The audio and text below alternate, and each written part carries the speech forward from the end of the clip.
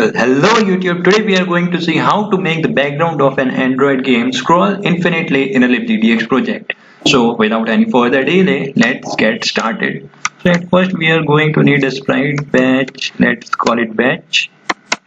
And we are going to need two textures. Let's call it background 1 and background 2. Then we are going to need four variables. The first variable will represent the background velocity, so we are going to call it background velocity, otherwise it won't be justice to this velocity variable. So I'm going to initialize it to 4, but you can initialize it to 3, 2, 1 or whatever you want depending upon your requirement. The second variable will be it will represent the x coordinate of our background texture or the background image. So we will name it background x, and we are going to initialize it to 0, or we can even not initialize it to 0 as it will automatically be 0 if we want to initialize it. But now we are the third variable will be the screen height,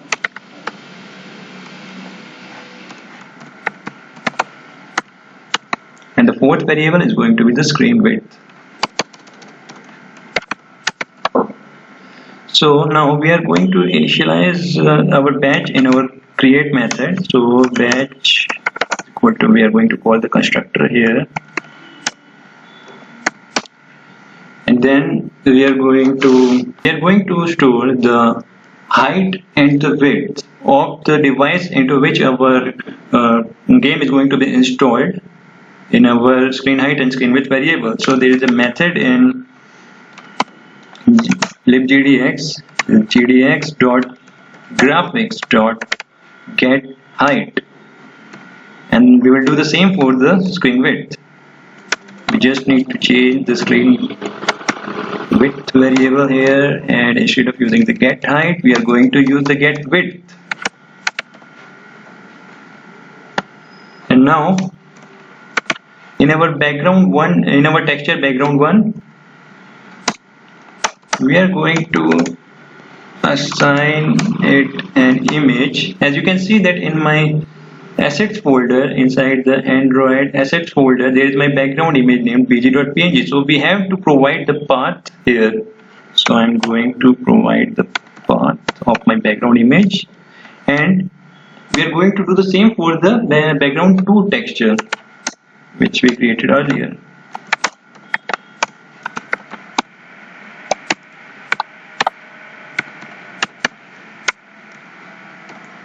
Alright, so now let us first draw the background image. Let's draw the background texture to the full screen height and width.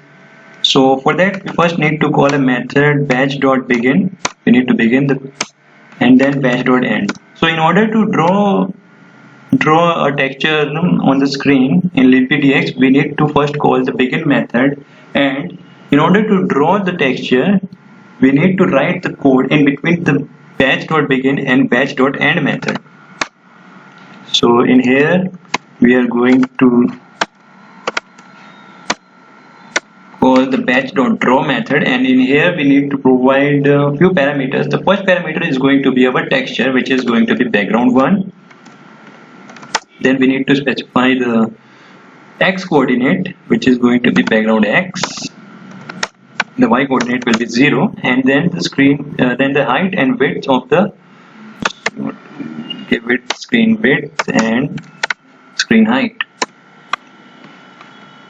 And it's always a good practice, whenever we create a texture we must dispose it.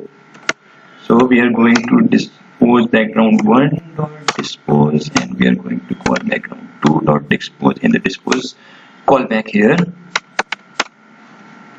So now let's just run it and let's see what. So as you can see here that our background image is now scrolled towards the left, and now our screen is empty. So now what we need to do is we need to draw another texture which will have the same background image. We are using two textures with the same background image. So at first we are using this background X, which is initially 0, and the X coordinate. Now we are going to draw another texture. So we will call our patch.draw, or can just copy paste it here. Now instead of background 1, we are going to use background 2, and instead, because now since our the X coordinate of our background 1 texture is 0, so and its width is screen width, so the X coordinate of our second texture should be background X plus screen. Our first background will be drawn from 0 till the screen width, and our second background texture will be drawn from screen width towards twice of the screen width,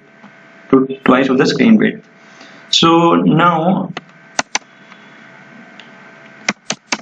we need to check if the background X plus screen width is going to be equal to 0, then at that time we want to draw our first background texture once again. So we are going to initialize our background X, or we are going to change the value of the background X, or the X coordinate of the background texture, to 0. And now let's see what happens when we run our program. Woohoo! So now you can see that our background is now scrolling towards the x-axis, towards the left hand side. So thanks for watching. Have a good day.